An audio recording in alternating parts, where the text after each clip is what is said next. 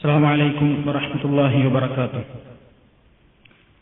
إن الحمد لله نحمده ونستعينه ونستغفره ونستهديه ونؤمن به ونتوكل عليه ونعوذ بالله من شرور أنفسنا ومن سيئات أعمالنا. من يهده الله فلا مضل له ومن يضلل فلا هادي له. وأشهد أن لا إله إلا الله وحده لا شريك له. وأشهد أن محمدا عبده ورسوله أرسله بالهدى ودين الحق ليظهره على الدين كله ولو كره المشركون. اللهم صل على محمد وعلى آل محمد كما صليت على إبراهيم وعلى آل إبراهيم إنك حميد مجيد. اللهم بارك على محمد وعلى آل محمد كما باركت على إبراهيم وعلى آل إبراهيم إنك حميد مجيد. أما بعد فإن خير الكلام كلام الله وخير السنن سنن محمد صلى الله عليه وسلم وشر الأمور محدثاتها وكل محدثة بدعة وكل بدعة ضلالة. يا أيها الذين آمنوا اتقوا الله حق تقاته ولا تموتن إلا وأنتم مسلمون. أعوذ بالله من الشيطان الرجيم. بسم الله الرحمن الرحيم. يا أيها الناس اعبدوا ربكم الذي خلقكم والذين من قبلكم لعلكم تتقون. الذي جعل لكم الأرض فراشا والسماء بناء وأنزل من السماء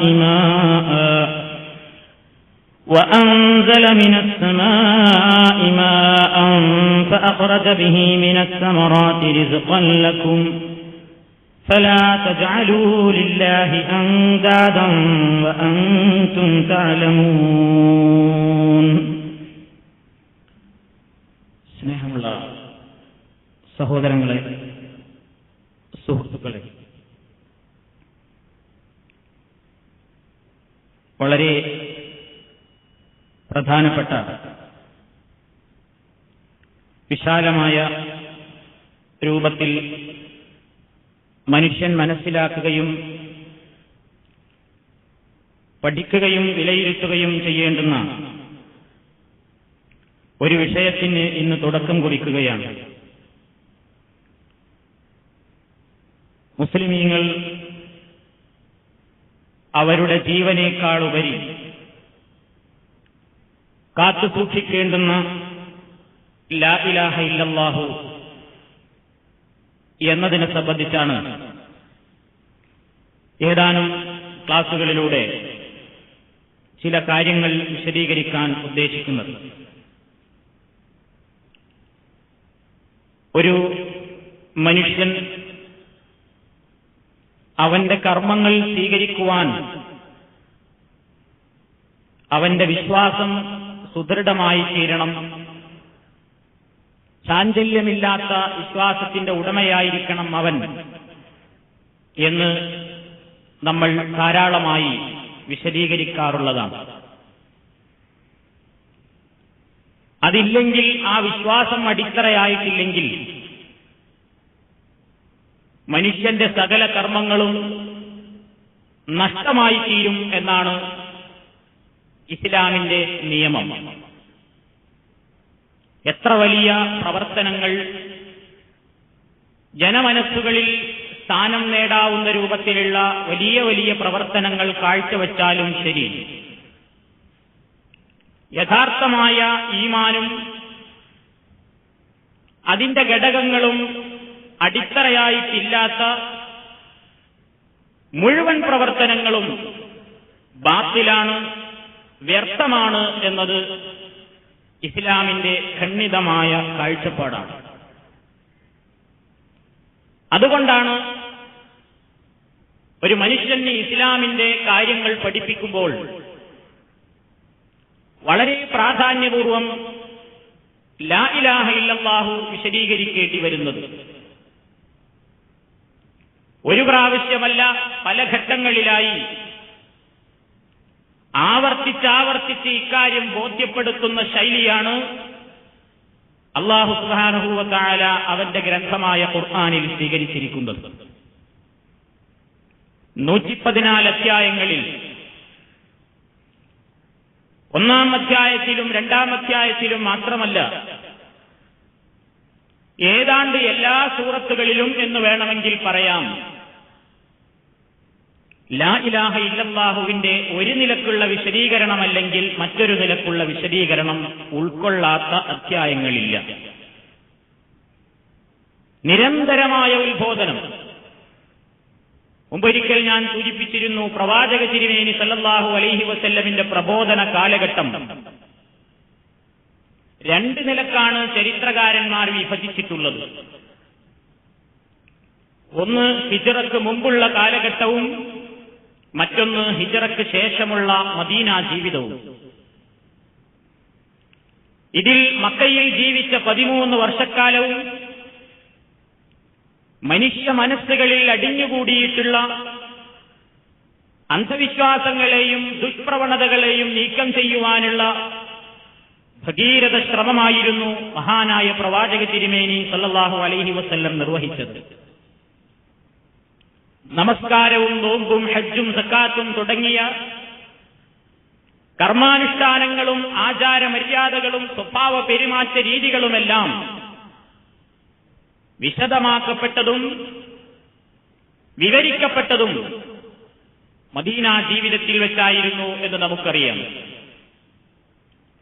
ഇത് സൂചിപ്പിക്കുന്നത്, ഒരു മനുഷ്യൻ നിസ്കരിച്ചാൽ ശരിയാവണമെങ്കിൽ, ഒരു മനുഷ്യൻ സക്കാത്ത് കൊടുത്താൽ അത് റബ്ബിന്റെ അടുക്കൽ സ്വീകാര്യയോഗ്യമായി തീരണമെങ്കിൽ, ഒരാൾ പരിശുദ്ധ കഅബാലയത്തിൽ പോയി ഹജ്ജും ഉംറയും നിർവഹിച്ചാൽ അത് സാധുവാകണമെങ്കിൽ, ഒരാൾ റമദാനിലും അല്ലാത്ത കാലത്തും വ്രതമനുഷ്ഠിക്കുന്നുണ്ടെങ്കിൽ അതിനടിത്തറയായി ലാ ഇലാഹ ഇല്ലല്ലാഹു വേണം എന്നതാണ്. അതുകൊണ്ടാണ് മക്ക കാലഘട്ടത്തിൽ ആ അടിത്തറ ഭദ്രമാക്കാനുള്ള ശ്രമങ്ങൾ നബി സല്ലല്ലാഹു അലൈഹി വസല്ലം നിർവഹിച്ചത്. പ്രവാചകൻ പറയുകയുണ്ടായി, അഫ്ളു മാ ഖുൽതു അന വന്നബിയ്യൂന മിൻ ഖബ്ലി ലാ ഇലാഹ ഇല്ലല്ലാഹ്. ഞാനും എന്റെ മുമ്പുള്ള എല്ലാവരും പറഞ്ഞ വാക്യങ്ങളിൽ ഏറ്റവും ശ്രേഷ്ഠമായത് ലാ ഇലാഹ ഇല്ലല്ലാഹു ആകുന്നു. ഈ ലാ ഇലാഹ ഇല്ലല്ലാഹുവിനെ വ്യക്തമായി മുസ്ലിമീങ്ങൾ മനസ്സിലാക്കണം. അല്ലെങ്കിൽ മുസ്ലിമിന്റെ സകല പ്രവർത്തനങ്ങളും ബാത്തിലായി പോകും. എത്ര വലിയ നല്ല മനുഷ്യനായിരുന്നിട്ടും, പേരുള്ള വ്യക്തിയായിരുന്നിട്ടും കാര്യമില്ല. എത്ര നല്ല മനുഷ്യന്മാരോട് നല്ല സ്വഭാവത്തിൽ പെരുമാറുന്ന വ്യക്തിയായാലും പ്രയോജനമില്ല. കർമ്മങ്ങൾ സ്വീകരിക്കാൻ അടിത്തറയായി ലാ ഇലാഹ ഇല്ലല്ലാഹു ശരിയാകണം. അതുകൊണ്ടാണ് ഈ ലോകം കണ്ട നല്ലവരിൽ നല്ലവനായ മനുഷ്യൻ, അൽ അമീൻ എന്ന് ജനങ്ങൾ പുകഴ്ത്തിപ്പറഞ്ഞിരുന്ന സ്വഭാവത്തിന്റെ ഉടമ, ഒരു ഉറുമ്പിനെ പോലും നോവിക്കാൻ മനസ്സില്ലാതെ കാരുണ്യത്തോടുകൂടെ ജീവിച്ചിരുന്ന ഒരു മനുഷ്യൻ, ആ മനുഷ്യനെ അഭിസംബോധന ചെയ്തുകൊണ്ട് പരിശുദ്ധ ഖുർആൻ പറയുന്നു, വലഖദ് ഊഹിയ ഇലൈക വഇലൽ ലദീന മിൻ ഖബ്ലിക ലഇൻ അശ്റക്ത ലയഹ്ബതന്ന അമലുക വലതകൂനന്ന മിനൽ ഖാസിരീൻ. താങ്കളോടും താങ്കൾക്ക് മുമ്പ് കഴിഞ്ഞുപോയിട്ടുള്ള മുഴുവൻ പ്രവാചകന്മാരോടും നാം വഹയായി അറിയിച്ചിട്ടുണ്ട്. ലഇൻ അശ്റക്ത, നീ ശിർക്ക് ചെയ്തു പോയാൽ, ലയഹ്ബതന്ന അമലുക, നിന്റെ മുഴുവൻ അമലുകളും പൊളിഞ്ഞു പോകും. പൊളിഞ്ഞു പോകുമെന്നല്ല, പൊളിഞ്ഞു പോവുക തന്നെ ചെയ്യും. ലയഹ്ബതന്ന, സംശയിക്കണ്ട. വലതകൂനന്ന മിനൽ ഖാസിരീൻ, ഏറ്റവും അധികം നഷ്ടപ്പെട്ട ആളുടെ കൂട്ടത്തിലായിരിക്കും നീ പെടുക. അപ്പൊ ഒരു മനുഷ്യൻ എല്ലാവരോടും നല്ല നിലക്കാണ് വർത്തിക്കുന്നത്. ആരെ കണ്ടാലും പുഞ്ചിരി പൊഴിക്കുന്ന മുഖം, അയാളുടെ സംസാരത്തിലോ പെരുമാറ്റത്തിലോ ആർക്കും ഒരു എതിർപ്പുമില്ല. നല്ലവനായ മനുഷ്യൻ ആർക്കും വന്നാട്ടിൽ അയാളെപ്പറ്റി ഒരു പരാതിയുമില്ല. അങ്ങനത്തെ മനുഷ്യനായതുകൊണ്ട് അള്ളാഹുവിന്റെ അടുക്കൽ പ്രയോജനമുണ്ടോ? അടിത്തറ നന്നല്ലെങ്കിൽ പ്രയോജനമില്ല എന്നല്ലേ ഏറ്റവും നല്ല മനുഷ്യനോട് അള്ളാഹുവിന്റെ ഈ പ്രഖ്യാപനം അറിയിക്കുന്നത്? ഏറ്റവും നല്ല സ്വഭാവത്തിന്റെ ഉടമയായ മുഹമ്മദ് നബിയോടാണ് പറയുന്നത്, താങ്കളോട് മാത്രമല്ല, താങ്കളുടെ മുൻഗാമികളായി മനുഷ്യരെ നേർവഴിയിലേക്ക് നയിക്കാൻ ഞാൻ നിയോഗിച്ചയച്ച മുഴുവൻ മനുഷ്യരോടും ഞാൻ വഹയായി അറിയിച്ചു കൊടുത്തിട്ടുണ്ടായിരുന്നുവെന്ന ശിർക്ക് ചെയ്താൽ മുഴുവൻ അമലും ബാത്തിലാണ്. അതുകൊണ്ട് മനുഷ്യ ജീവിതത്തിൽ അവൻ കാര്യമായി പഠിക്കേണ്ടതും നന്നാക്കേണ്ടതും അവന്റെ വിശ്വാസമാണ്. അടിത്തറയുടെ സ്ഥാനമാണ് അതിനുള്ളത്. ഒരു ബിൽഡിംഗ് എടുക്കുമ്പോൾ അതിന്റെ അടിത്തറക്കാണ് വീര്യം.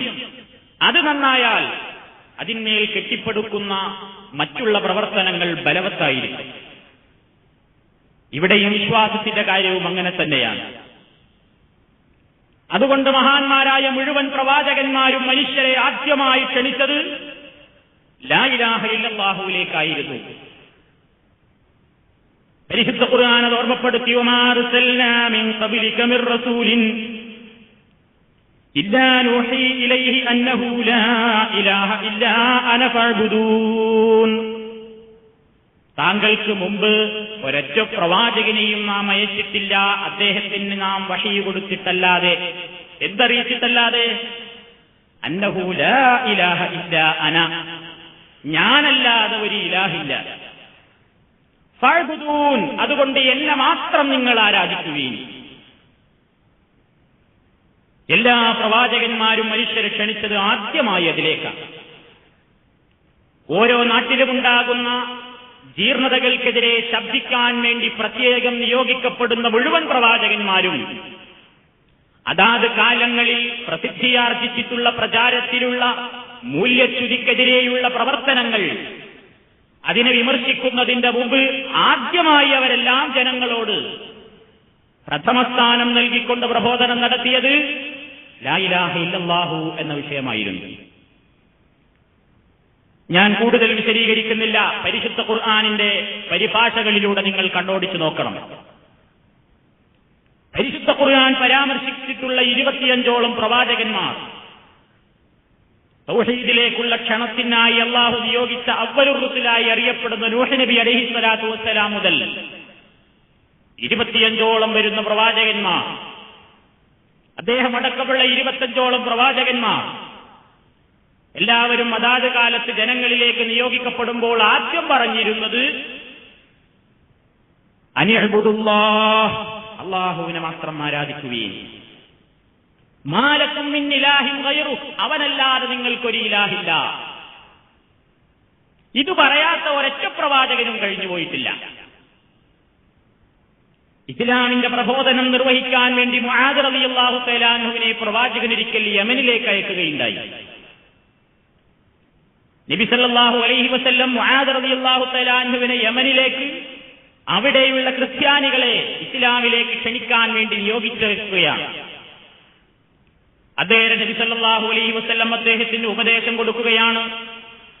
മുആദേ, താങ്കൾ ചെല്ലുന്നത് അലാ ഖൗമിൻ മിൻ അഹ്ലിൽ കിതാബി, വേദക്കാരായ ഒരു വിഭാഗം ആളുകളുടെ അടുത്തേക്കാണ് ഇസ്ലാമിനെ പ്രബോധനം ചെയ്യാൻ നിങ്ങൾ പോകുന്നത്.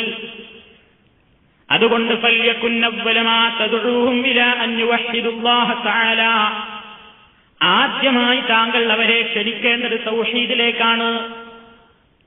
അല്ലാഹു ഏകനാണ്, അവനെ മാത്രമേ ആരാധിക്കാവൂ എന്ന കലിമത്ത് തൗഹീദിന്റെ ആ പ്രഖ്യാപനത്തിലേക്ക്, ആ ആശയത്തിലേക്കാണ് ആദ്യമായി താങ്കൾ ആളുകളെ ക്ഷണിക്കേണ്ടത്. അതവർ അംഗീകരിച്ചു കഴിഞ്ഞാൽ ഫഇദാ അറഫൂ ദാലിക, അതവർക്ക് താങ്കൾ ശരിക്ക് പഠിപ്പിച്ചു കൊടുത്ത് അതവർക്ക് മനസ്സിലായാൽ പിന്നീട് നിങ്ങൾ അവർക്ക് അറിയിക്കണം, ഇന്നല്ലാഹ ഫറള അലൈഹിം ഖംസ സലവാത്തിൻ ഫീ യൗമിഹിം വലൈലതിഹിം, അല്ലാഹു അവർക്ക് ഒരു ദിവസത്തിൽ രാത്രിയിലും പകലിലുമായി 5 നേരത്തെ നിർബന്ധ നമസ്കാരങ്ങൾ നിയമമാക്കിയിരിക്കുന്നു എന്ന് പറയുക. ആദ്യം ചെന്നുകൊണ്ട് മനുഷ്യരെ നിസ്കരിക്കണം എന്ന് പറയൂ എന്നല്ല, നിസ്കരിക്കാൻ വരിൻ എന്നല്ല. ആദ്യമായി ആ പ്രദേശത്തുള്ള ജനങ്ങളോട് പോയിട്ട് പറയാൻ പറഞ്ഞത് ലാ ഇലാഹ ഇല്ലല്ലാഹ് മനസ്സിലാക്കാൻ. കാരണം അത് മനസ്സിലാക്കിയിട്ട് നിസ്കരിച്ചാലേ നിസ്കാരം ശരിയാകൂ, അല്ലാതെ വെറും പണി എടുക്കണ്ടല്ലോ. അതുകൊണ്ട് ആദ്യം അത് പഠിപ്പിക്കാൻ വേണ്ടി നബി സല്ലല്ലാഹു അലൈഹി വസല്ലം നിർദ്ദേശിക്കുകയാണ്. പ്രവാചകന്മാരുടെ മുഴുവൻ പ്രബോധനത്തിന്റെ മുൻഗണനാക്രമം അതായിരുന്നു. ഏത് വിഷയമാണ് പ്രാധാന്യപൂർവ്വം ആദ്യം ആളുകളോട് പറയേണ്ടത് എന്ന വിഷയത്തിൽ ഒരൊറ്റ പ്രവാചകനും ഇന്നേ വരെ സംശയാലുവായി നിന്നിട്ടില്ല. കാരണം അള്ളാഹുവിന്റെ ആ കൽപ്പന തന്നെ ഈ പ്രബോധനത്തിനാണ്, ഈ വിഷയത്തിനാണ് മുൻഗണന. ഇത് തകർന്നാൽ എല്ലാം തകരും. ഇത് തകർന്നുപോയാൽ മനുഷ്യന്റെ എല്ലാ അമലുകൾക്കും നാളെ പരലോകത്ത് യാതൊരു മൂല്യവുമില്ലാതെ വെറും ധൂളിയായി പറക്കപ്പെടുമെന്ന് പരിശുദ്ധ ഖുർആനിൽ നമുക്ക് കാണാൻ സാധിക്കും. ഖുർആൻ ഒരിടത്ത് പറഞ്ഞു,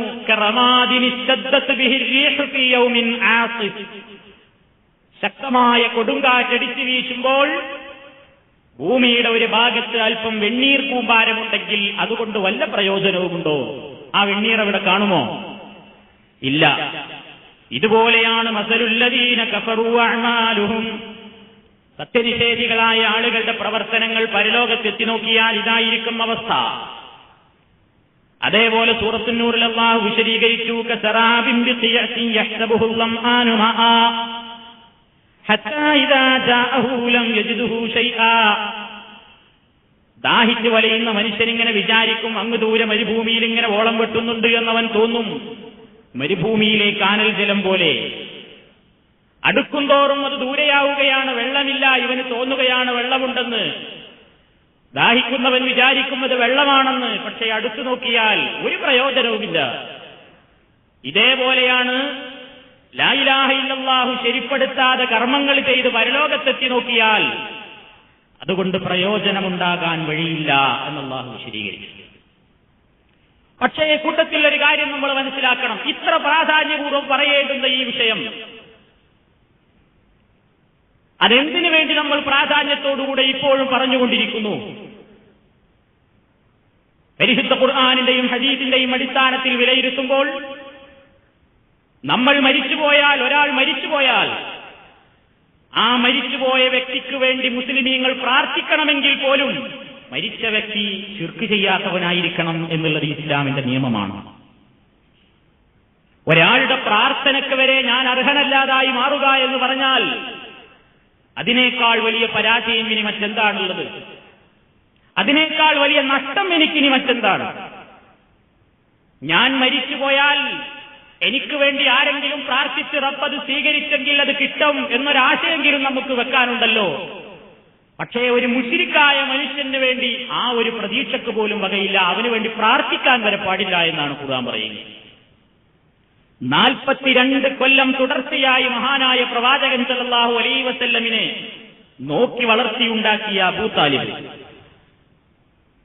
അബൂതാലിബ് സർവ്വ സേവനങ്ങളും മുഹമ്മദ് നബിക്ക് വേണ്ടി ചെയ്തിരുന്നു. അദ്ദേഹം മരിച്ചു. ലാ ഇലാഹ ഇല്ലല്ലാഹ് പറയാൻ കൂട്ടാക്കാതെയാണ് മരിച്ചത്. മുഹമ്മദ് നബി സല്ലല്ലാഹു അലൈഹി വസല്ലം കണ്ണുനീരോടുകൂടി ആ മയ്യത്തിനരികിൽ നിന്ന് പുറത്തേക്ക് വരുമ്പോൾ പ്രവാചകൻ പ്രസ്താവിച്ചു, ഞാൻ താങ്കൾക്ക് വേണ്ടി റബ്ബിനോട് പ്രാർത്ഥിക്കും. എന്നോട് പ്രാർത്ഥിക്കരുതേ എന്ന് അള്ളാഹു വിരോധിക്കാത്ത കാലത്തോളം ഞാൻ താങ്കൾക്ക് വേണ്ടി പാപമോചനത്തിനായി അള്ളാഹുവിനോട് പ്രാർത്ഥിച്ചുകൊണ്ടിരിക്കും എന്ന് മനസ്സിൽ പറഞ്ഞുകൊണ്ടാണ് നബി സല്ലല്ലാഹു അലൈഹി വസല്ലം കണ്ണുനീരോടുകൂടി ആ സദസ്സിൽ നിന്ന് ഇറങ്ങിയത്. ഉടനെ വരുന്നു ആയത്ത്, പ്രാർത്ഥിക്കാൻ പാടില്ല. മാ കാന ലിന്നബിയ്യി വല്ലദീന ആമനൂ അൻ യസ്തഗ്ഫിറൂ ലിൽ മുശ്രികീന വലൗ കാനൂ ഉലീ ഖുർബാ മിൻ ബഅദി മാ തബയ്യന ലഹും അന്നഹും അസ്ഹാബുൽ ജഹീം. മാ കാന ലിന്നബിയ്യി, ഒരു നബിക്ക് പോലും പാടില്ല, വല്ലദീന ആമനൂ, ആ നബി പഠിപ്പിച്ച ദീനുൽ ഇസ്ലാമിന്റെ ആദർശം കൊണ്ട് ജീവിക്കുന്ന മുസ്ലിമീങ്ങൾക്കും മുഅ്മിനീങ്ങൾക്കും പാടില്ല. നബിക്കും നബിയുടെ അനുയായികൾക്കും എന്ന് പറഞ്ഞാൽ മുഴുവൻ മുസ്ലിമീങ്ങൾക്കും ഹറാമാണ്. എന്താ ഹറാമായെന്ന് പറയുന്നത്? അയ്യസ്തഗ്ഫിറൂ, അവർ പടച്ചവനെ ഈ വ്യക്തിക്ക് നീ പുറത്തു കൊടുക്കണമേ എന്ന് ഇസ്തിഗ്ഫാറിന് ചോദിക്കാൻ പോലും പാടില്ല. ലിൽ മുശ്രിക്കീന, ശിർക്ക് ചെയ്ത മുശ്രിക്കീങ്ങൾക്ക് വേണ്ടി, മുശ്രിക്കുകളായിക്കൊണ്ട് മരിച്ചുപോയ ആളുകൾക്ക് പടച്ചവനെ അദ്ദേഹത്തിന്റെ പാപം നീ പുറത്തു കൊടുക്കണമേ എന്ന് പ്രാർത്ഥിക്കാൻ വരെ പാടില്ല. വലൗകാനൂലി ഖുർബ, ഈ പ്രാർത്ഥിക്കുന്നവന്റെ വളരെ അടുത്ത ബന്ധുവാണ് മരിച്ചുപോയിട്ടുള്ളതെങ്കിലും പാടില്ല. പരിശുദ്ധ ഖുർആനിന്റെ ഈ പ്രഖ്യാപനം നബി സല്ലല്ലാഹു അലൈഹി വസല്ലമിന് സ്വന്തം അബൂ താലിബ് മരിച്ച അവസരത്തിലാണ് ഈ ആയത്ത് അവതരിക്കുന്നത്. ഒരാളുടെ പ്രാർത്ഥനയ്ക്ക് വരെ ഞാൻ യോഗ്യനല്ലാതായി മാറുക, മറ്റൊരാൾക്ക് വേണ്ടി ഞാൻ പ്രാർത്ഥിച്ചാൽ എന്റെ പ്രാർത്ഥനയ്ക്കൊരു വിലയുമില്ലാതായി മാറുക. അതിനും ഇതാണ് കാരണം. നമ്മൾ ഒരാൾക്ക് വേണ്ടി പ്രാർത്ഥിച്ചാൽ ആ പ്രാർത്ഥന സ്വീകരിക്കട്ടെ. അതിന് ഈ പ്രാർത്ഥിക്കുന്നവനും ഈ ഒരു വിഷയത്തിൽ അവൻ യോഗ്യനല്ലെങ്കിൽ അവന്റെ പ്രാർത്ഥനക്കും അള്ളാഹുവിന്റെ അടുക്കൽ വിലയില്ല. നബി സല്ലല്ലാഹു അലൈഹി വസല്ലം നമുക്ക് പറഞ്ഞു തന്നു ഒരു വിഷയത്തിൽ, മാമിൻ റജുലിൻ യമൂതു ഫയഖൂമു അലാ ജനാസതിഹി 40 റജുലൻ ലാ യുശ്രികൂന ബില്ലാഹി ഇല്ലാ ശഫഅഹുമുല്ലാഹു ഫീഹി. റവാഹു മുസ്ലിം. ഏതെങ്കിലും ഒരു മനുഷ്യൻ മരണപ്പെട്ടു, എന്നിട്ട് അദ്ദേഹത്തിന്റെ ജനാസയിൽ നമസ്കാരത്തിന് വേണ്ടി 40ഓളം ആളുകൾ പങ്കെടുക്കുന്നു.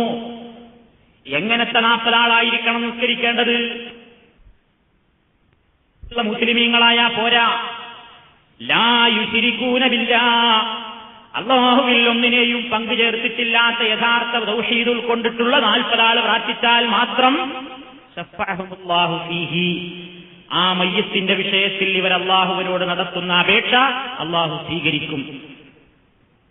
അപ്പൊ ഞാനൊരാൾക്ക് വേണ്ടി പ്രാർത്ഥിച്ചാൽ ആ പ്രാർത്ഥന എന്നിൽ നിന്ന് സ്വീകരിക്കണമെങ്കിലും, ഇനി ഞാൻ മരണപ്പെട്ടു പോയാൽ മറ്റൊരാൾ എനിക്ക് വേണ്ടി പ്രാർത്ഥിച്ചെങ്കിൽ ആ പ്രാർത്ഥനയുടെ ഉപകാരം എനിക്ക് കിട്ടണമെങ്കിലും എന്റെ ലാ ഇലാഹ ഇല്ലല്ലാഹ് ശരിയാകണം.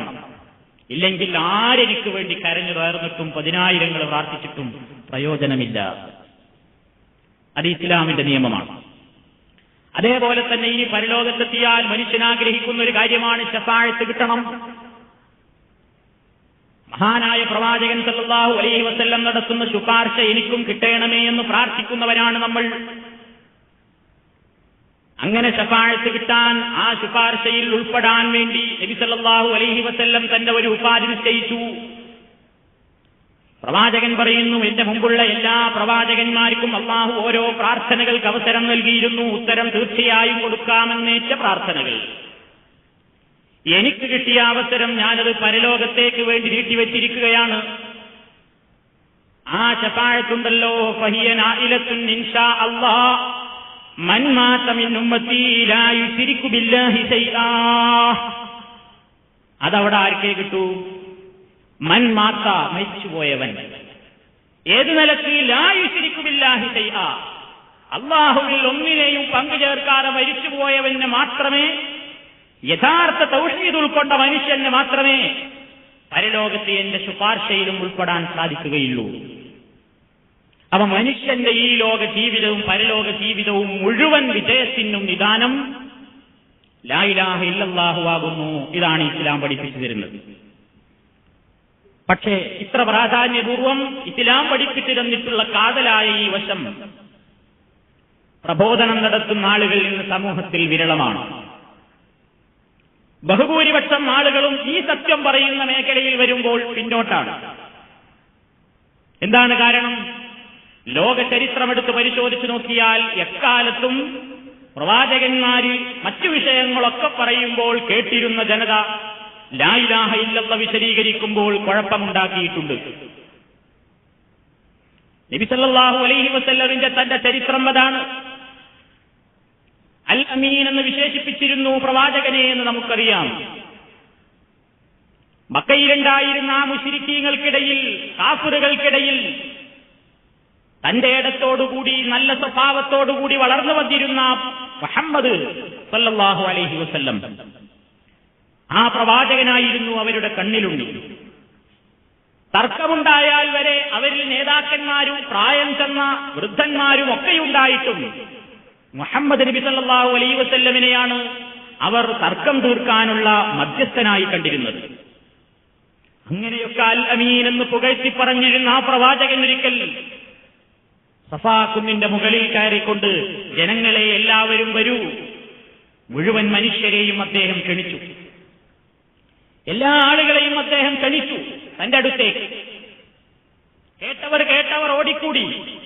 മുഹമ്മദാണല്ലോ വിളിക്കുന്നത്, അവൻ വിളിക്കുന്നത് എന്തായാലും വെറുതെയാവില്ല, എന്തെങ്കിലും ഒരു പ്രത്യേക കാര്യമില്ലാതെ വിളിക്കില്ല. എല്ലാവരും ആ കുന്നിന്റെ മുകളിലേക്ക് ഓടിക്കയറി. പോകാൻ കഴിവില്ലാത്തവർ പ്രതിനിധിയെയെങ്കിലും വിട്ടുകൊണ്ട് ആ വിളിക്കുത്തരം നൽകി. കാരണം അവർ അത്രയധികം സ്നേഹിക്കുന്ന നല്ലൊരു മനുഷ്യനാണ് വിളിക്കുന്നത്, വരൂ ജനങ്ങളെ. വിഷയം പറഞ്ഞിട്ടില്ലായിരുന്നു. എല്ലാവരും ഓടിക്കൂടി പ്രവാചകന്റെ ചുറ്റും ഇങ്ങനെ നിൽക്കുമ്പോൾ ആ നിശബ്ദമായ അന്തരീക്ഷത്തിൽ നബി സല്ലല്ലാഹു അലൈഹി വസല്ലം ചോദിച്ചു, ജനങ്ങളെ, ഞാൻ നിങ്ങളോടൊരു കാര്യം പറഞ്ഞാൽ നിങ്ങൾ അംഗീകരിക്കുമോ? ഓ, തീർച്ചയായും അംഗീകരിക്കും. താങ്കൾ ഞങ്ങളോട് നല്ലതേ പറയൂ. താങ്കൾ ഞങ്ങളുടെ ഗുണകാംക്ഷിയാണ്. ഇപ്പോൾ നിങ്ങളെ ഈ പർവ്വതത്തിന്റെ പിൻഭാഗത്ത് നിന്ന് ഒരു രൂക്ഷമായ ആക്രമണത്തിന് വേണ്ടി മുതിർന്നുകൊണ്ടൊരു സൈന്യം വരുന്നു എന്ന് ഞാൻ നിങ്ങളോട് പറഞ്ഞാൽ നിങ്ങൾ എന്നെ വിശ്വസിക്കുമോ? പിന്നെ വിശ്വസിക്കാതെ നീ മാന്യനാണ്, മാന്യന്റെ പുത്രനാണ്, മാന്യന്റെ പുത്രന്റെ പുത്രനാണ്, ഞങ്ങൾക്കതിൽ ഒരു സംശയവുമില്ല, പറഞ്ഞോളൂ. എങ്കിൽ ഞാൻ നിങ്ങളോട് മറ്റൊരു കാര്യം പറയട്ടെ. ഈ ജീവിതത്തിന്റെ ശേഷം മറ്റൊരു ജീവിതമുണ്ട്. അവിടെയുള്ള വിജയത്തിന്റെ നിദാനം നിങ്ങളിൽ നീ ചെയ്തുകൊണ്ടിരിക്കുന്ന മുഴുവൻ അന്ധവിശ്വാസങ്ങളെയും മാറ്റിവെച്ചുകൊണ്ട് മുഴുവൻ ആരാധനകളും ഒരേ ഒരു ഇലാഹായ അള്ളാഹുവിലേക്ക് മാത്രം തിരിക്കലാകുന്നു. ലാ ഇലാഹ ഇല്ലല്ലാഹ്. ഉടനെ വരുന്നു മറുപടി, തബ്ബൻ ലക് അലിഹാദാ ജമഅതന. നാശം മുഹമ്മദേ നിനക്ക്. അബൂലഹബാണത് പറഞ്ഞത്. നാശം മുഹമ്മദേ നിനക്ക്, നീ നശിക്കട്ടെ. അലിഹാദാ ജമഅതന, ഇത് പറയാനാണോ നീ ഞങ്ങളെ ഇങ്ങോട്ട് വിളിച്ചു വരുത്തിയത്? വിപ്ലവം ആരംഭിക്കുകയാണ്. നല്ല നിലക്ക് നിന്നിരുന്ന ഒരു മഹല്ല്, നമ്മുടെ ഭാഷയിൽ പറഞ്ഞാൽ നല്ല നിലക്ക് നടന്നു പോന്നിരുന്ന ഒരു മഹല്ല്, അവിടെ ഒരു കുഴപ്പക്കാരൻ രംഗത്ത് വരുന്നു. അവരുടെ ഭാഷയിൽ വേണ്ടാത്തത് പറഞ്ഞ ഒരു ചെറുപ്പക്കാരൻ രംഗത്ത് വരുന്നു. നബി സല്ലല്ലാഹു അലൈഹി വസല്ലം അത് പ്രഖ്യാപിച്ചു. രൂക്ഷമായ എതിർപ്പുകൾ, കോലാഹലങ്ങൾ, ശബ്ദങ്ങൾ, ഉന്തും തള്ളും. ആളുകൾ പിരിഞ്ഞുപോയി. അതൊരു ചർച്ചാവിഷയമായി നാടൊട്ടാകെ. ഓരോ കുടുംബങ്ങളിലും ഈ ചർച്ചകൾ നടക്കാൻ തുടങ്ങി. അത് പറഞ്ഞ പ്രവാചകൻ സല്ലല്ലാഹു അലൈഹി വസല്ലമിന്റെ പേരിൽ പിന്നീട് ആ നാട്ടിൽ പ്രചരിച്ചതെന്തായിരുന്നുവെന്നോ? വളരെ നയത്തോടുകൂടെ മാത്രം സംസാരിക്കുന്ന ആ പ്രവാചകൻ, ഒരാളെയും ചീത്ത പറയാത്ത പ്രവാചകൻ, ആരുടെയും മനസ്സ് നോവിക്കാതെ സംസാരിക്കാനും പ്രബോധനം നടത്താനും അറിയാവുന്ന ലോകം കണ്ട ഏറ്റവും നല്ല പ്രബോധകൻ, എല്ലാ നയങ്ങളും മനസ്സിലാക്കിയിട്ടുള്ള നല്ലവനായ മനുഷ്യൻ. ആ മനുഷ്യൻ ജനങ്ങൾക്ക് ഉപകാരപ്രദമായ ഈ ഒരു സത്യം തുറന്നു പറഞ്ഞു എന്നതിന്റെ പേരിൽ ആ നാട്ടിൽ ആ പ്രവാചക തിരുമേനിക്കെതിരെ കേൾക്കേണ്ടി വന്ന ആരോപണങ്ങൾ എന്തായിരുന്നുവെന്നോ? ലോകത്തുള്ള മുഴുവൻ പ്രബോധകന്മാരും തൗഹീദ് പറഞ്ഞാൽ കേൾക്കേണ്ടി വരുന്ന ആരോപണം തന്നെ. അവർ പറഞ്ഞു നബിയോട്, അൻതല്ലദീ ഫറഖ്ത ജമാഅതനാ വസബ്ബബ്ത ആലിഹതനാ. മുഹമ്മദേ, നീ എന്ത് ചെയ്തു വന്നോ ഈ നാട്ടിൽ? ഐക്യത്തോടുകൂടെ ജീവിച്ചിരുന്ന നമ്മുടെ ഈ മഹല്ലിൽ, ഈ രാജ്യത്ത് നീ ഭിന്നിപ്പുണ്ടാക്കി. അതാണ് അതിന്റെ അർത്ഥം. ഫറഖ്ത ജമാഅതനാ, ഞങ്ങളുടെ ഐക്യത്തെ നീ തകർത്തു. കുടുംബത്തിൽ ബാപ്പയും മക്കളും തമ്മിൽ, ജ്യേഷ്ഠനും അനുജനും തമ്മിൽ, ഭാര്യയും ഭർത്താവും തമ്മിൽ, എളാപ്പയും മൂത്താപ്പയും തമ്മിൽ, കുടുംബങ്ങൾ തമ്മിൽ നല്ല നിലക്ക് ഒരേ വിശ്വാസത്തിലും ഒരേ ആചാരത്തിലും നടന്നു പോന്നിരുന്ന, ഒരേ ആരാധനാ കേന്ദ്രത്തിന് ചുറ്റും ആരാധന നിർവഹിച്ചിരുന്ന, നല്ല രൂപത്തിൽ അങ്ങുമിങ്ങും എല്ലാ പ്രശ്നങ്ങൾക്കും സഹകരിച്ചു പോന്നിരുന്ന ആളുകൾക്കിടയിൽ നിന്റെ ഈ ലാ ഇലാഹ ഇല്ലല്ലാഹയുടെ പ്രഖ്യാപനമുണ്ടല്ലോ, അത് ഭിന്നിപ്പിന്റെ വിത്ത് പാകിയിരിക്കുന്നു. അതുകൊണ്ട് നീ ഞങ്ങളുടെ ഐക്യം തകർത്തവനാണ്. ഐക്യത്തിന് വേണ്ടി നിയോഗിക്കപ്പെട്ട മഹാനായ പ്രവാചകന്റെ മുഖത്ത് നോക്കി അവിടെയുള്ള പ്രമാണിമാര് പറഞ്ഞത്, നീ ഐക്യം തകർത്ത് കുഴപ്പക്കാരനാണ്, നീ കുഴപ്പമുണ്ടാക്കാൻ വന്നവനാണ്. രണ്ടാമതായി പറഞ്ഞതെന്താ? വസബ്ബബ്ത ആലിഹതനാ, നീ ഞങ്ങളുടെ ഇലാഹുകളെയെല്ലാം തെറി വിളിച്ചവനാണ്. മഹാനായ പ്രവാചകൻ ഒരൊറ്റ ഇലാഹിനെയും തെറി വിളിക്കാറില്ലായിരുന്നു. നമ്മളൊക്കെ പലപ്പോഴും പ്രബോധനം നടത്തുമ്പോൾ അല്ലെങ്കിൽ സംസാരിക്കുമ്പോൾ അറിയാതെ പലപ്പോഴും പലരുടെ മനസ്സുകളെയും നോവിച്ചുകൊണ്ട് പറയേണ്ടി വരാറുണ്ട്. പക്ഷേ അത് നമ്മുടെ കുഴപ്പമാണ്. പക്ഷേ ഒരു നിലക്കും മനുഷ്യനെ നോവിക്കാനറിയാത്ത, നോവിച്ചിട്ടില്ലാത്ത, അന്യർ ആരാധിക്കുന്ന വിഗ്രഹങ്ങളെയോ അല്ലെങ്കിൽ അവരുടെ ആരാധ്യ വസ്തുക്കളെയോ ചീത്ത പറയരുതെന്ന നിർദ്ദേശം കിട്ടിയിട്ടുള്ള ആ പ്രവാചകൻ വളരെ നയത്തിൽ തന്നെ അവരോട് പറഞ്ഞപ്പോഴും ജനത്തിന്റെ മറുപടി എന്താ? നീ ഞങ്ങളുടെ കാക്കകാരണവന്മാരായി ബഹുമാനിച്ച് ആരാധിച്ച് ആദരിച്ചു വരുന്ന ഞങ്ങളുടെ ഇലാഹുകളെയൊക്കെ നീ ചീത്ത പറഞ്ഞിരിക്കുന്നു. ആലോചിക്കണം സഹോദരന്മാരെ, ഈ രണ്ട് വാക്യം ഒരൊറ്റ പ്രബോധകനെയും തളർത്താതിരിക്കണം. നബി സല്ലല്ലാഹു അലൈഹി വസല്ലം അന്ന് കേട്ട ആ ആരോപണങ്ങൾ ഖിയാമത്ത് നാൾ വരേക്കും ഇവിടെ സത്യപ്രബോധനത്തിന്റെ ആളുകൾ കേൾക്കേണ്ടി വരും. നിങ്ങൾ ഏത് നാട്ടിൽ പോയി നമസ്കാരം പറഞ്ഞു നോക്കൂ, നിങ്ങളോട് ആർക്കും എതിർപ്പുണ്ടാകില്ല. ഇസ്ലാമിന്റെ സാമ്പത്തിക ശാസ്ത്രം സുന്ദരമായി വരച്ചു കാണിച്ചു നോക്കൂ. ദാരിദ്ര്യ നിർമ്മാർജ്ജനത്തിന് ഇതാ ഇസ്ലാം പറഞ്ഞ പദ്ധതി. സമഗ്രമായ ഇസ്ലാമിന്റെ സാമ്പത്തിക ജീവിതം, സാമ്പത്തിക ശാസ്ത്രം ഉൾക്കൊണ്ടുകൊണ്ട് ജീവിക്കാൻ പ്രസംഗിച്ചു നോക്കൂ. മുഴുവൻ ആളുകൾക്കും നിങ്ങളുടെ കയ്യടി കിട്ടും. നിങ്ങൾക്ക് കയ്യടി കിട്ടും, പ്രോത്സാഹിപ്പിക്കും. നല്ല പ്രസംഗമായിരുന്നു എന്ന് പറയും. പ്രസംഗിക്കേണ്ട ഒരാളോട് ക്ഷണിച്ചാലും ശരിയാ നിങ്ങൾ പറയുന്നത്, നല്ല കാര്യമാണല്ലോ പറയുന്നത് എന്ന് പറയും. റമദാനിന്റെ മഹത്വം പ്രസംഗിച്ചു നോക്കൂ, ഹജ്ജിന്റെയും ഉംറയുടെയും ഒക്കെ കാര്യങ്ങൾ പറഞ്ഞു നോക്കൂ, എതിർപ്പുണ്ടാകില്ല. പക്ഷേ ലാ ഇലാഹ ഇല്ലല്ലാഹ്, അള്ളാഹുവിന്റെ പ്രവാചകന്മാർ പഠിപ്പിച്ചു തന്നതുപോലെ നിങ്ങളൊന്ന് അല്പം വളരെ നയത്തോടു കൂടെ തന്നെ സംസാരിച്ചു നോക്കൂ. എന്തായിരിക്കും പ്രതികരണം? ഇതേ പ്രതികരണമായിരിക്കും. നീ ഈ മഹല്ലത്തിൽ കുഴപ്പമുണ്ടാക്കാൻ വരേണ്ടതില്ല, നീ ഞങ്ങളുടെ മദ്രസ ഉണ്ടാക്കാൻ നോക്കണ്ട, നീ ഞങ്ങളുടെ പള്ളി ഉണ്ടാക്കാൻ നോക്കണ്ട, ഒരുമിച്ച് ജീവിക്കുന്ന ഞങ്ങളുടെ കുടുംബങ്ങളിലെ കുട്ടികൾക്കിടയിൽ നീ കുഴപ്പമുണ്ടാക്കാൻ ശ്രമിക്കരുത്. നീ ഞങ്ങളുടെ കാക്കകാരണവന്മാരായി ബഹുമാനിച്ച് ആദരിച്ചു വരുന്ന ആളുകളെ ചീത്ത പറയുകയാണ്. മഹാന്മാരായ അമ്പിയാക്കന്മാരെയും ഔലിയാക്കന്മാരെയും വിളിച്ചു പ്രാർത്ഥിക്കരുത് ജനങ്ങളെ. അവരെയും നമ്മെയും പടച്ച് സർവശക്തനായ അല്ലാഹുവിനെ മാത്രം പ്രാർത്ഥിക്കൂ എന്ന തെറ്റേ അവരുടെ വീക്ഷണത്തിൽ നമ്മൾ പറഞ്ഞിട്ടുണ്ടാകൂ.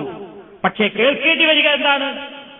നിങ്ങൾ അമ്പിയാക്കളെയും ഔലിയാക്കളെയും സബ്ബബത്ത ചീത്ത പറഞ്ഞവരാണ്, പുച്ഛിക്കുന്നവരാണ്, അവർക്ക് വിലയില്ലെന്ന് പറയുന്നവരാണ്, അവരെ ഇടിച്ചു താഴ്ത്തിയവരാണ്, അവരുടെ കഴിവുകളെ പുറത്തു കാണിക്കുന്നവരാണ്. ഈ ആരോപണമായിരിക്കും. അതുകൊണ്ട് ആശ്വസിക്കുക. ആരീ ആരോപണങ്ങൾ കേട്ടാലും ഇതെന്റെ നേതാവ് അഷ്റഫുൽ ഖൽഖ് മുഹമ്മദ് മുസ്തഫ സല്ലല്ലാഹു അലൈഹി വസല്ലം പുഞ്ചിരിയോടുകൂടെ അവിടുത്തെ പ്രബോധിത സമൂഹത്തിൽ നിന്ന് കേട്ട അതേ വാക്യം തന്നെയാണ് ഞാനും കേട്ടിട്ടുള്ളത് എന്ന് സമാധാനിക്കുക. മുഴുവൻ പ്രവാചകന്മാരും പ്രബോധനം നടത്തിയപ്പോൾ വളരെയധികം പ്രയാസങ്ങൾ സഹിക്കേണ്ടി വന്നൊരു വിഷയം ഇത് തന്നെയായിരുന്നു. അതുകൊണ്ട് സഹോദരന്മാരെ, ലാ ഇലാഹ ഇല്ലല്ലാഹുവിനെ വ്യക്തമായി പഠിച്ച് മനസ്സിലാക്കുക, വ്യക്തമായി അതിൻ്റെതായ നിയമങ്ങൾ എന്താണെന്ന് മനസ്സിലാക്കുക. മുസ്ലിം സമൂഹത്തിൽ ഈ കാര്യത്തിലാണ് ഏറ്റവും കൂടുതൽ തകരാറുകൾ സംഭവിച്ചിട്ടുള്ളത്. നമുക്ക് നമ്മുടെ വീട്ടിൽ തന്നെയും പ്രശ്നങ്ങളാണ്, മുസ്ലിം ഉമ്മത്തിൽ തന്നെ ഈ വിഷയത്തിൽ തർക്കങ്ങളാണ്. മറ്റുള്ളവരെ ഇതിലേക്ക് ക്ഷണിക്കണമെങ്കിൽ നമ്മുടെ വീട്ടിലെ തർക്കം ആദ്യം പരിഹരിക്കേണ്ടതല്ലേ? അതുകൊണ്ട് ഈ വിഷയം വളരെ വസ്തുനിഷ്ഠമായി പഠിക്കണം നമ്മൾ. ഈ വിഷയത്തിൽ ഒരു സംശയവും ബാക്കിയായിക്കൂടാ. കണിശമായി പഠിക്കാനും ചിന്തിക്കാനും ഈ വിഷയം നമ്മൾ ഉപയോഗപ്പെടുത്തണം. എന്തായിരുന്നു ലാ ഇലാഹ ഇല്ലല്ലാഹ് എന്ന പ്രഖ്യാപനത്തിലൂടെ മുസ്ലിം നിർവഹിക്കേണ്ടത്? അല്ലെങ്കിൽ എന്താണ് നിർവഹിക്കേണ്ടത്? ലാ ഇലാഹ ഇല്ലല്ലാഹ് എന്ന് പറയുമ്പോൾ അതിന് രണ്ട് ഭാഗങ്ങളുണ്ട്. ആദ്യം നമ്മളെ കൊണ്ട് അള്ളാഹു പറയിക്കുന്നത് ലാ ഇലാഹ എന്നാണ്, സമ്പൂർണ്ണ നിഷേധമാണ്. രണ്ടാമതായി പറയിക്കുന്നത് ഇല്ലല്ലാഹ്, ഒരൊറ്റ കാര്യത്തെ സ്ഥിരീകരിക്കുകയുമാണ്. ലാ ഇലാഹ, ഒരൊറ്റ ആരാധ്യന്മാരുമില്ല, ഒരാരാധ്യനുമില്ല. ലോകത്തുള്ള മുഴുവൻ വ്യാജ ദൈവങ്ങളെയും നമ്മൾ തള്ളിക്കളയുകയാണ്. എന്നിട്ട് ഒന്നിനെ മാത്രം സ്ഥിരീകരിക്കുന്നു, ഇല്ലല്ലാഹ്, അല്ലാഹു അല്ലാതെ മറ്റാരുമില്ല.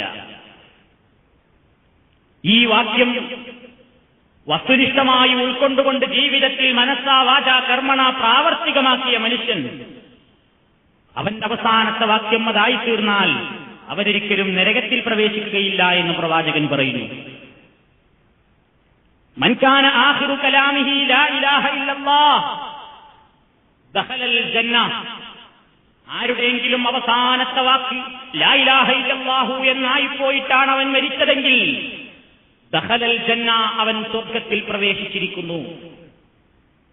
മനുഷ്യന്റെ സ്വർഗവും നരകവും തീരുമാനിക്കാൻ, മനുഷ്യൻ ചെയ്യുന്ന അമലുകൾ തള്ളണോ കൊള്ളണമോ എന്ന് തീരുമാനിക്കാൻ, മനുഷ്യൻ നൽകുന്ന അപേക്ഷകൾ സ്വീകരിക്കണമോ നിരാകരിക്കണമോ എന്ന് തീരുമാനിക്കാൻ, മനുഷ്യന് വേണ്ടി മറ്റുള്ളവർ സമർപ്പിക്കുന്ന അപേക്ഷകൾ തള്ളണമോ കൊള്ളണമോ എന്ന് സ്വീകരിക്കാൻ, മുഴുവൻ കാര്യത്തിനും മാനദണ്ഡമായി അള്ളാഹു നിശ്ചയിച്ചിരിക്കുന്നു ലാ ഇലാഹ ഇല്ലല്ലാഹ്.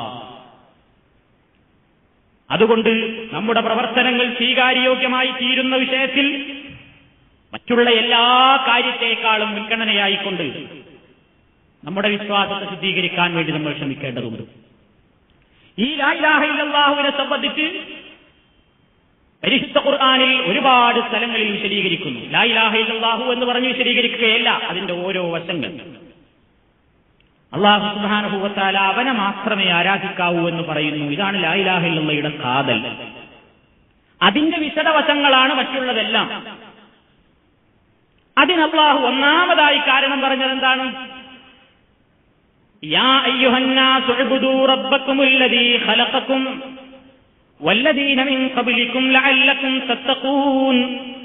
ജനങ്ങളെ, പരിശുദ്ധ ഖുർആൻ മറിച്ചു നോക്കിയാൽ ആദ്യമായി കാണുന്ന യാ അയ്യുഹന്നാസ് എന്ന വിളി, ജനങ്ങളെ എന്ന് വിളിച്ചുകൊണ്ടുള്ള ആദ്യത്തെ സംബോധന എന്താ പറയുന്ന വിഷയം? ഉഅ്ബുദൂ റബ്ബക്കും, നിങ്ങളുടെ റബ്ബിനെ നിങ്ങൾ ആരാധിക്കണം. അല്ലദീ ഖലഖക്കും, നിങ്ങളെ പടച്ചതവനാണ്.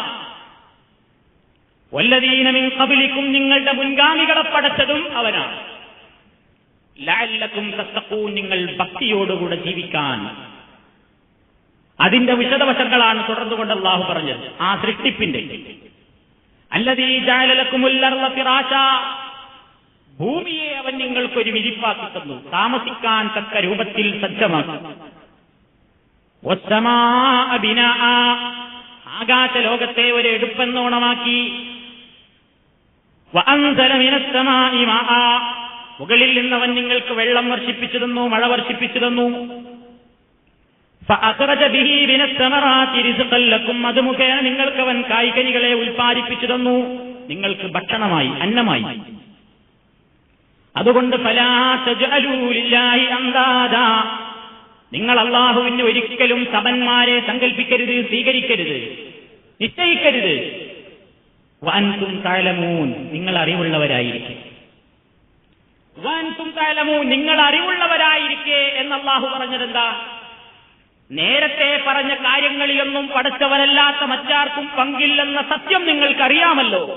നിങ്ങളെ പടച്ചത്, മുൻ മനുഷ്യരെയെല്ലാം പടച്ചത്, ഭൂമിയെ സജ്ജമാക്കിയത്, ആകാശലോകത്തെ സജ്ജീകരിച്ചത്, മഴ വർഷിപ്പിക്കുന്നത്, അത് മുഖേന കൃഷിയുടെ ഉൽപാദനം, ഇവയിലൊക്കെ ഈ പ്രപഞ്ചത്തിൽ മറ്റൊരു ശക്തിക്കും പങ്കില്ലെന്ന യാഥാർത്ഥ്യം നിങ്ങൾക്കറിയില്ലേ? അത് അറിവുള്ളവരാണല്ലോ നിങ്ങൾ, അതിനെ നിഷേധിക്കുന്നവരല്ലല്ലോ. അതുകൊണ്ട് അറിഞ്ഞുകൊണ്ട് നിങ്ങൾ ഫലാ തജ്അലൂ ലില്ലാഹി അൻദാദാ, നിങ്ങൾ അല്ലാഹുവിന് ഒരിക്കലും സമന്മാരെ.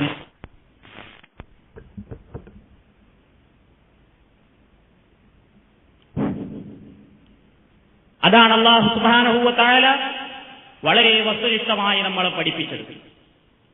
ശിർക്കൊരിക്കലും മനുഷ്യന്റെ ജീവിതത്തിൽ വന്നുപോകാതിരിക്കാൻ ആദ്യമായി അല്ലാഹു തആല ഓർമ്മപ്പെടുത്തിയത് എന്നെ മാത്രം ആരാധിക്കൂ എന്നുള്ളതിന് കാരണം പറഞ്ഞത് സൃഷ്ടിപ്പുദാഹരണമായി പറഞ്ഞുകൊണ്ടാണ്. അല്ലാഹു തആല വെല്ലുവിളിയുടെ തരത്തിലാണ് നമ്മളോട് ചോദിക്കുന്നത്. ഖുൽ അറഅയ്തും മാ തദഊന മിൻ ദൂനില്ലാഹ് അറൂനി മാദാ ഖലഖൂ മിനൽ അർളി അം ലഹും ശിർകും ഫിസ് സമാവാതി ഈതൂനി ബികിതാബിൻ മിൻ ഖബ്ലി ഹദാ ഔ അതാറത്തിൻ മിൻ ഇൽമിൻ ഇൻ കുൻതും സാദിഖീൻ. അല്ലാഹു തആല വിശദീകരിക്കുകയാണ് സൂറത്തുൽ അഹ്ഖാഫിലൂടെ. നബിയെ ചോദിക്കുക, അറഅയ്തും മാ തദഊന മിൻ ദൂനില്ലാഹ്, പടച്ചവന് പുറമേ നിങ്ങൾ വിളിച്ചു പ്രാർത്ഥിച്ചുകൊണ്ടിരിക്കുന്ന ആളുകളെ പറ്റി എന്താ നിങ്ങളുടെ അഭിപ്രായം? അറൂനി, നിങ്ങൾ എനിക്ക് കാണിച്ചതാ, മാദാ ഖലഖൂ മിനൽ അർളി, ഈ ഭൂമിയിൽ അവർ എന്തൊന്നിനെയാണ് പടച്ചിട്ടുള്ളത്? മനുഷ്യൻ പലതും പടക്കാറുണ്ട്.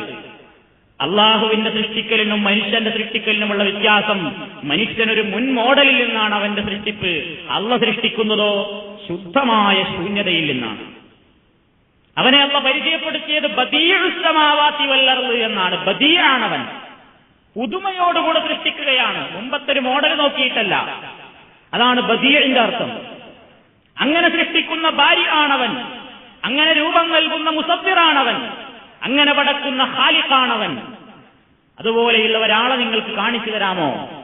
ഇവിടെ ആരെങ്കിലും ഏതിനെങ്കിലും ഒരു വസ്തുവിനെ പടച്ചതായി കാണിച്ചു തരാമോ? വല്ലതും ഇന്ന ആളാണ് ലോകത്തിലെ ഇന്ന വസ്തുവിനെ ആദ്യമായി ഉണ്ടാക്കിയത് എന്ന് പറയാൻ നിങ്ങളെ കൊണ്ട് പറ്റുമോ? അള്ളാഹുവിന്റെ വെല്ലുവിളി. അതല്ലെങ്കിൽ ലഹും ശിർകുൻ ഫിസ് സമാവാതി, ഈ ആകാശങ്ങളിലുള്ള നിയന്ത്രണത്തിലോ മറ്റുള്ള കാര്യങ്ങളിലോ അവർക്കൊക്കെ വല്ല പങ്കുമുണ്ടോ? ഈതൂനി ബികിതാബിൻ മിൻ ഖബലി ഹാദാ വസാറത്തിൻ മിൻ ഇൽമിൻ ഇൻ കുൻതും സാദിഖീൻ. നിങ്ങൾ സത്യസന്ധരാണെങ്കിൽ, സത്യം പറയുന്നവരാണെങ്കിൽ തെളിവ് കൊണ്ടുവാ. എന്തെങ്കിലും ഒരു തെളിവ്, ഒരു പ്രമാണം എന്റെ മുമ്പിൽ കൊണ്ടുവാ എന്ന് വെല്ലുവിളിച്ചോളൂ നബിയെ. ഖുൽ, അവരോട് പറഞ്ഞോളൂ എന്ന് പരിശുദ്ധ ഖുർആൻ നബി സല്ലല്ലാഹു അലൈഹി വസല്ലമയോട് കൽപ്പിക്കുന്നു. ആരും പടച്ചിട്ടില്ല, ഈ ലോകത്താരും ഒന്നിനെയും പടച്ചിട്ടില്ല, ഒരാളെ കൊണ്ടും കഴിയുകയുമില്ല. ആരൊരുമിച്ച് ചേർന്നാലും ഒരീച്ചയെപ്പോലും സൃഷ്ടിക്കാനാവില്ല. എങ്കിൽ ഡോളിയെ പടച്ചില്ലേ? ക്ലോണിങ്ങിന്റെ കാലഘട്ടമല്ലേ? പടച്ചില്ലേ മനുഷ്യൻ? വെല്ലുവിളി തകർന്നില്ലേ ഖുർആനിന്റെ? ഇല്ല, അള്ളാഹുവിന്റെ വെല്ലുവിളി തകർന്നിട്ടില്ല. ഡോളിയും അതുപോലെയുള്ള 1000 ഡോളികൾ ജന്മമെടുത്താലും എല്ലാം മറ്റൊന്നില്ലെന്ന മാതൃക സ്വീകരിച്ചുകൊണ്ടുള്ള കാർബൺ കോപ്പികളാണ്. മറ്റൊന്നിന്റേതായ ഏതിൽ നിന്നാണോ സ്വീകരിച്ചതെങ്കിൽ അതേ കണ്ണ്, അതേ മൂക്ക്, അതേ നിറം, അതേ സ്വഭാവങ്ങൾ, പുതുമയുള്ള സ്വഭാവങ്ങളിലൂടെ ശുദ്ധശൂന്യതയിൽ നിന്ന് സൃഷ്ടിക്കാനാവില്ല. അള്ളാഹു ബദീആണ്, മുൻ മാതൃകയില്ലാതെ സൃഷ്ടിക്കുന്നവനാണ്, ഒന്നിൽ നിന്ന് കോപ്പിയെടുക്കുന്നവനല്ല. അള്ളാഹുവിന്റെ ആ വെല്ലുവിളി എക്കാലഘട്ടത്തിലും നിലനിൽക്കും. പടച്ചവൻ മുസവ്വിറാണ്, അവൻ രൂപകൽപ്പന നടത്തുന്നവനാണ്. ഹുവല്ലദീ യുസവ്വിറുകും ഫിൽ അർഹാമി കൈഫ യശാഉ. എങ്ങനെ വേണമെന്ന് അവനാ തീരുമാനിക്കുന്നത്. എങ്ങനെ വേണമെന്ന് തീരുമാനിച്ചാലും അതേപോലെ തന്നെ യുസവ്വിറുകും, നിങ്ങളവൻ രൂപപ്പെടുത്തുന്നു, ഫിൽ അർഹാമി, ഗർഭാശയങ്ങളിൽ. ആർക്കെങ്കിലും ഇവിടെ അതിന് സാധിക്കുമോ, പറ്റുമോ, കഴിയുമോ? ഖുർആൻ അത് വെല്ലുവിളിക്കുന്നു. അള്ളാഹു അവനെ മാത്രം ആരാധിക്കണം എന്ന് പറഞ്ഞതിന് ഖുർആനിന്റെ ഏതാണ്ട് എല്ലാ സ്ഥലങ്ങളിലും ഒന്നാമത്തെ ന്യായമായി അള്ളാഹു ആവശ്യപ്പെട്ടത് ഞാനാണ് പടച്ചവൻ എന്ന് പറഞ്ഞുകൊണ്ടാണ്. പടച്ചവനെ മാത്രമേ ആരാധിക്കാവൂ. വേറെ ആരെങ്കിലും ഇവിടെ എന്തിനെങ്കിലും പടച്ചിട്ടുണ്ടോ? ആരും ഒന്നിനെയും പടച്ചിട്ടില്ല. അതുകൊണ്ട് പടച്ചവനായ എന്നെ മാത്രമേ ആരാധിക്കാവൂ. മുഴുവൻ കാര്യങ്ങളും നിയന്ത്രിച്ചുകൊണ്ടിരിക്കുന്ന ഭൂമിയുടെ, ആകാശത്തിന്റെ, എല്ലാത്തിന്റെയും മുഴുവൻ കാര്യങ്ങളിലും ഒരാൾക്കും ഒരു പങ്കില്ല എന്ന് മനസ്സിലായി കഴിഞ്ഞാൽ നിങ്ങൾ എന്നെ മാത്രമേ ആരാധിക്കാവൂ. ഇതാണ് ഇസ്ലാം മനുഷ്യരോട് ആവശ്യപ്പെട്ടിട്ടുള്ളത്. പക്ഷേ ബഹുഭൂരിപക്ഷം ജനങ്ങളുടെയും മുഖത്ത് എന്താണ്? അവരിതെല്ലാം അറിഞ്ഞുകൊണ്ട് എതിരെ പ്രവർത്തിക്കുന്നവരാണ്. സൂറത്ത് യൂസുഫിൽ അല്ലാഹു വിശദീകരിക്കുന്നു, വമാ യുമിനു അക്സറുഹും ബില്ലാഹി ഇല്ലാ വഹും മുശ്രികൂൻ. അധിക ജനങ്ങളും അല്ലാഹുവിൽ വിശ്വസിക്കുന്നില്ല. ഇല്ലാ വഹും മുശ്രികൂൻ, ശിർക്ക് ചെയ്യാതെ ഈമാനുള്ള ആൾക്കാർ വളരെ കുറവാണ്. ഈമാനുണ്ടാകും, പക്ഷെ ശിർക്കും കൂടി കലരാത്ത ഈമാനുള്ള ആളുകളെ കിട്ടാൻ പ്രയാസമാണ്. ബഹുഭൂരിപക്ഷം അങ്ങനെയാകും. ഇത് അല്ലാഹു സുബ്ഹാനഹു വ തആല വിശദീകരിച്ചു. എങ്കിൽ നമ്മൾ മനസ്സിലാക്കിയിരിക്കേണ്ടത് എങ്ങനെയാണ് സമൂഹത്തിൽ ഈ ശിർക്ക് രംഗത്ത് വന്നത്? ശിർക്കിന്റെ ഉത്ഭവം എങ്ങനെയായിരുന്നു? പരിശുദ്ധ ഖുർആനിൽ എടുത്തു പരിശോധിച്ചു നോക്കിയാൽ ജനങ്ങളിൽ ശിർക്കിന്റെ തുടക്കമുണ്ടായത് നൂഹ് നബി അലൈഹിസ്സലാത്തു വസ്സലാം നിയോഗിക്കപ്പെടുന്ന ആ കാലഘട്ടത്തിലാണ്. അവിടെ നിന്നാണ് ശിർക്കിന്റെ ഉത്ഭവം ഉണ്ടായത്. എന്തായിരുന്നു അവർക്കിടയിലുണ്ടായ ശിർക്ക്? പരിശുദ്ധ ഖുർആൻ വിശദീകരിക്കുന്നു. ജനങ്ങളൊക്കെ ഒറ്റക്കെട്ടായിരുന്നു ആദ്യകാലത്ത്. കാനന്നാസു ഉമ്മത്തൻ വാഹിദത്തൻ ഫബഅസല്ലാഹു നബിയ്യീന മുബശ്ശിരീന വമുൻദിരീൻ. ജനങ്ങളെല്ലാം ഒരൊറ്റ സമുദായമായിരുന്നു. അങ്ങനെ പിന്നീട് അവർക്കിടയിൽ തർക്കമുണ്ടായി. അപ്പോഴാണ് അല്ലാഹു അമ്പിയാക്കന്മാരെ സന്തോഷവാർത്ത അറിയിക്കുന്നവരും താക്കീര് നടത്തുന്നവരുമായ മുബശ്ശിരീങ്ങളും മുൻദിരീങ്ങളുമായി അയച്ചത്. ആദം നബി അലൈഹിസ്സലാത്തു വസ്സലാമിന്റെയും നൂഹ് നബി അലൈഹിസ്സലാത്തു വസ്സലാമിന്റെയും കാലഘട്ടങ്ങൾക്കിടയിൽ 10 നൂറ്റാണ്ടിന്റെ വ്യത്യാസമുണ്ടായിരുന്നു എന്നാണ് ചരിത്രത്തിൽ കാണുന്നത്. ഇബ്നു അബ്ബാസ് റളിയല്ലാഹു തആല അൻഹു പറയുന്നു, കാന ബൈന നൂഹ് വ ആദം 10 ഖുറൂൻ കുല്ലുഹും അലാ ശരീഅത്തിൻ മിനൽ ഹഖ് ഫഖ്തലഫൂ ഫബഅസല്ലാഹു നബിയ്യീന മുബശ്ശിരീന വമുൻദിരീൻ. തഫ്സീർ തബരിയിൽ നമുക്ക് കാണാൻ സാധിക്കും. ഇബ്നു ജരീർ റഹ്മത്തുള്ളാഹി അലൈഹി പറയുന്നു, ആദമിന്റെയും നൂഹിന്റെയും ഇടയ്ക്ക് 10 തലമുറകൾ കഴിഞ്ഞുപോയി. കുല്ലുഹും അലാ ശരീഅത്തിൻ മിനൽ ഹഖ്, സത്യസന്ധമായ ജീവിതമായിരുന്നു. അവർക്കിടയിൽ അഭിപ്രായ വ്യത്യാസം വിശ്വാസരംഗത്ത് വന്നു തുടങ്ങിയപ്പോൾ ഫബഅസല്ലാഹു നബിയ്യീന മുബശ്ശിരീന വമുൻദിരീൻ, നൂഹ് നബി അലൈഹിസ്സലാത്തു വസ്സലാമിന്റെ ആ കാലഘട്ടത്തിലാണ് ശിർക്ക് സമൂഹത്തിൽ ആദ്യമായി ലോകത്ത് തുടങ്ങുന്നത്. അതിന് കാരണമായി തീർന്നത് മഹാന്മാരായ ആളുകളോട് സമൂഹം കാണിച്ച അമിതമായ ബഹുമാനവും ആദരവുമായിരുന്നു. അത് വിശദീകരിക്കേണ്ടതാണ്. അത് അടുത്ത ക്ലാസ്സിൽ ഞാൻ വിശദീകരിക്കുന്നതാണ്. നൂഹ് നബി അലൈഹിസ്സലാത്തു വസ്സലാം ശിർക്കിൽ നിന്ന് ജനങ്ങളെ മോചിപ്പിക്കാൻ വേണ്ടി അള്ളാഹു നിയോഗിച്ചയച്ച ആദ്യത്തെ പ്രവാചകനായിട്ടാണ് എണ്ണുന്നത്. അദ്ദേഹം വരുന്ന കാലഘട്ടത്തിലുണ്ടായിരുന്ന ജനതയും അവരിൽ ഉണ്ടായിരുന്ന ശിർക്കും മനസ്സിലായി കഴിഞ്ഞാൽ ഏതൊക്കെയാണ് ശിർക്ക്, ഏതൊക്കെയാണ് ശിർക്കല്ലാത്തത് എന്ന് പെട്ടെന്ന് മനസ്സിലാക്കാൻ സാധിക്കും. ഏതൊരു വിഷയവും മനസ്സിലാവുക അതിന്റെ നേരെ വിപരീതം മനസ്സിലാകുമ്പോഴാണ്. വിപരീതം മനസ്സിലായിട്ടില്ലെങ്കിൽ വിഷയം മനസ്സിലാവുകയില്ല. അതുകൊണ്ട് നൂഹ് നബി ഏത് ജനതയെയാണ് നന്നാക്കാൻ വന്നത്, ആ വരുന്ന കാലഘട്ടത്തിലെ ജനങ്ങൾക്കുള്ള കുഴപ്പം എവിടെയായിരുന്നു, എന്തിനെയാണ് അവർ നിഷേധിച്ചിരുന്നത്, എന്തിനെയാണ് അവർ അംഗീകരിച്ചിരുന്നത്, ഏത് ഭാഗത്താണ് അവർക്ക് അള്ളാഹുവിലുള്ള വിശ്വാസത്തിൽ തകരാറ് സംഭവിച്ചത്, അത് മനസ്സിലാക്കിയാൽ, അതേപോലെ തന്നെ പ്രവാചക കാലത്തുള്ള ജനങ്ങളുടെ ശിർക്കും മനസ്സിലാക്കിയാൽ വിഷയം വളരെ വ്യക്തമായി ലളിതമായി നമുക്ക് മനസ്സിലാക്കുവാൻ സാധിക്കും. അങ്ങനെ തൗഹീദ് മനസ്സിലാക്കാൻ, കാര്യങ്ങൾ വ്യക്തമായി ഗ്രഹിക്കുവാൻ, സംശയമില്ലാത്ത ലാ ഇലാഹ ഇല്ലല്ലാഹുവിന്റെ അനുയായികളായി മാറാൻ അള്ളാഹു നമുക്ക് തൗഫീഖ് നൽകുമാറാകട്ടെ.